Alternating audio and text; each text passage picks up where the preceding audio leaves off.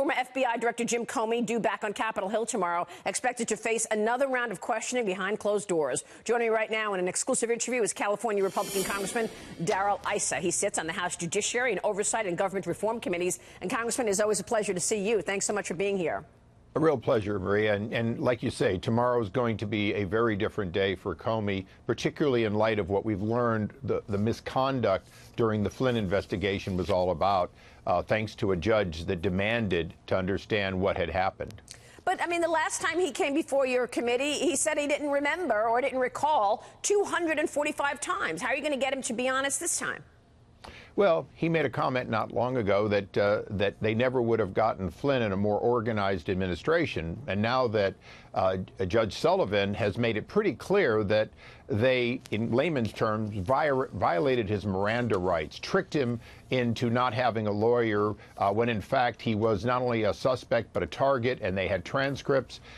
This kind of conduct we haven't seen in a long time. It is the reason that there was a Supreme Court decision on Miranda about informing rights, and I would not be surprised a bit that the conviction of Flynn is overturned because of the Justice Department and the FBI's misconduct, and that in fact we go potentially all the way to Supreme Court with new protections when the FBI and the Department of Justice lies to somebody and tricks them into making statements and then charges them with a lie that they entrapped them in. Yeah, we ran that soundbite earlier of Jim Comey saying that we would not have been able to get away with it if it were a more organized administration. It certainly did look like what the Wall Street Journal called entrapment. What else do you want to get from Jim Comey? When we've followed your investigation all year and we know that there were abuses to the FISA court, do you think you could move that ball forward?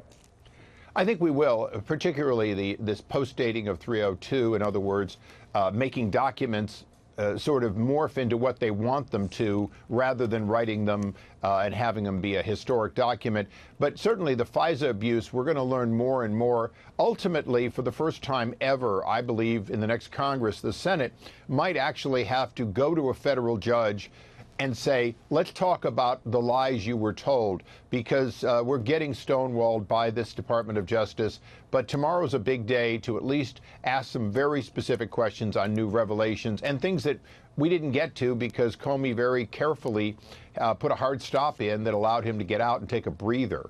All right, so you've got Jim Comey, Loretta Lynch next week as well. And what's the potential of Rod Rosenstein testifying?